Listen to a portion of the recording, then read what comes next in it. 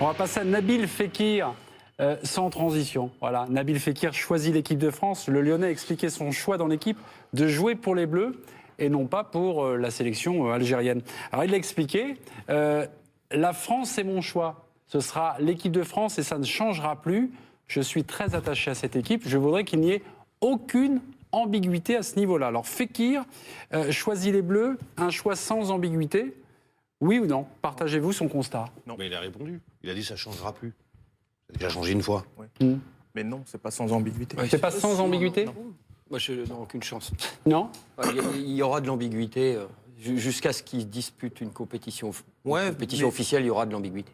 Mais moi, c'est pas tellement sur le caractère définitif de son choix. J'imagine pas qu'en ayant joué, éventuellement, s'il est appelé par les Bleus, s'il goûte à l'équipe de France, je l'imagine pas, même si le règlement techniquement l'autorise, j'imagine pas changer. Non, c'est les motifs de son choix. Je vais être clair, moi je suis ravi qu'il ait choisi l'équipe de France, c'est super. Mais à côté de ça, c'est quand même très très très particulier ce qui s'est passé.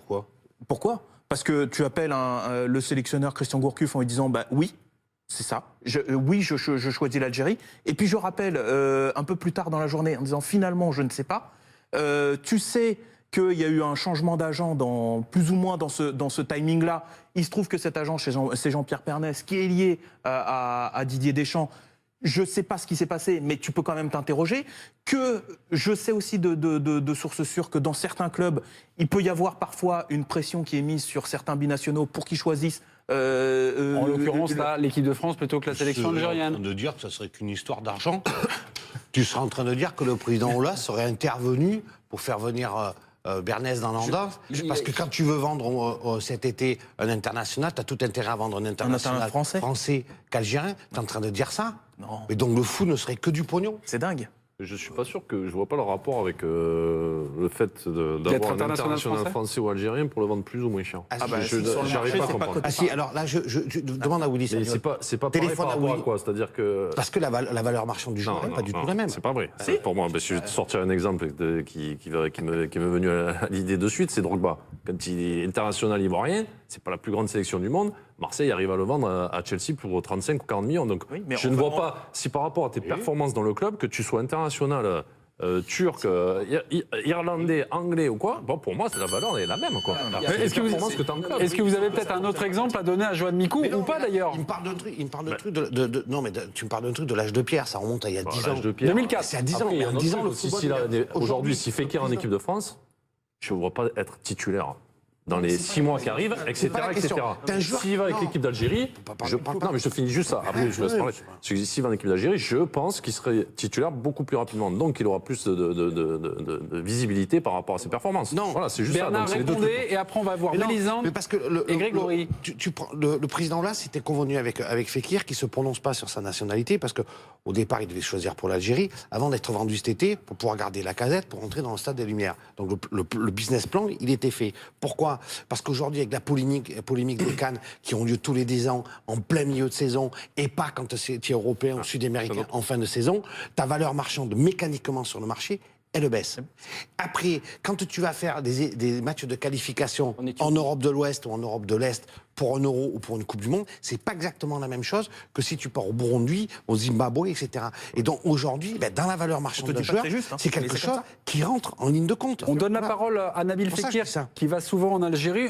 On a traîné sur le net et on a retrouvé ça il y a quelques mois. Nabil Fekir, interviewé par nos confrères algériens. Écoutez-le, c'est très court, mais bon, c'est sans ambiguïté. Ah bah voilà, tout d'abord, je suis très fier d'être algérien. Et voilà, pourquoi pas un jour rejoindre cette équipe nationale. Ce serait mon plus grand rêve. Bon, on peut penser quand même et estimer, sans trop mettre... Non mais on ne va pas faire un procès à un gamin de 21 ans qui l'année dernière jouait avec la CFA de Lyon et n'était personne, et qui n'intéressait personne.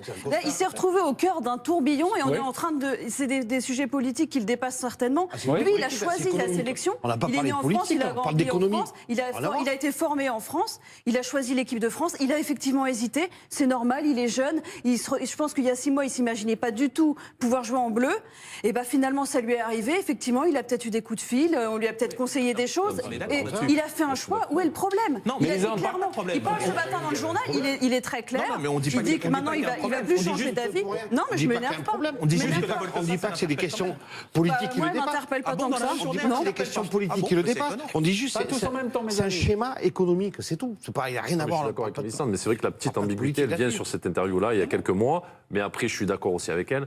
Il a 20 balais.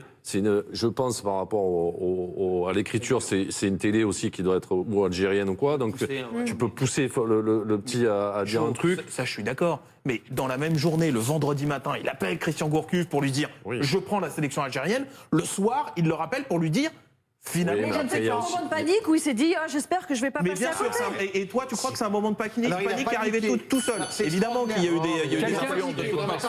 Attends, il faut répondre à ça parce qu'il a paniqué. Alors du coup, il a dégagé son entourage qui était pro.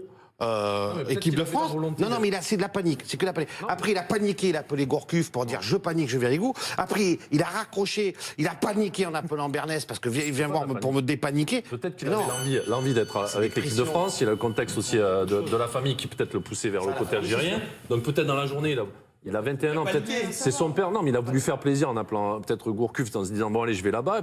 Et peut-être aussi en suivant. Alors je ne sais pas si le contexte lyonnais. Il s'est aussi peut-être dit que finalement il rêverait plus de l'équipe de France. Après, on n'est pas aussi dans sa tête. C'est en interne. Grégory. C'est aussi Le tiré- samedi- Grégory Schneider. Le samedi, après qu'il ait appelé Gourcuff, il y a 4 coups de fil. Il prend 4 coups de fil. Il y a Le Gret, il y a Dlacombe, il y a Aulas et il y a Bernès. Et les 4 coups de fil le retournent. Bon, ça, déjà, c'est quand même un point. Ensuite, les pressions dont parle Dave, elles existent. Je vous assure que dans les clubs français, elles existent. Depuis le début, Fekir, il y a depuis 3 Pas semaines... plus du côté français qu'algérien. Mais bien entendu. Remets Non, les choses quand non, même. mais- Non, attends, remets les non, choses. mais- non. fait aussi une. Attendez, je vous dis que la pression dans les clubs français Ce sera le mot de la fin, les gars. On va laisser conclure Grégory. Dans les clubs français, la pression existe pour qu'ils soient plutôt, dans la mesure du possible, international français. Les mecs, ils ont le nez sur les comptes, il y a bien des raisons. Donc c'est une histoire de sous, comme le dit Bernard depuis le début.